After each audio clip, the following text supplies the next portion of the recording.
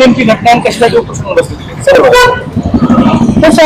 तुषार संकेत मला लग्नाचा आनंद दाखवून माझ्या शारीरिक अत्याचार केलेला आहे.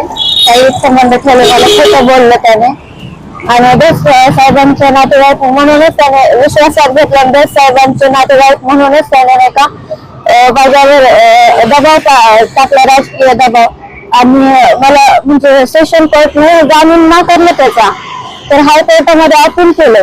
पण नेमकं म्हणजे जे पोलीस अधिकारी आहेत ना, माझे तपास अधिकारी, त्यांनी मला फर्स्ट हिअरिंग पासून दूर ठेवले त्या कोर्टापासून. ते पण खोटं बोलून मला तिथं हिअरिंग आहे म्हणून बोलवलं.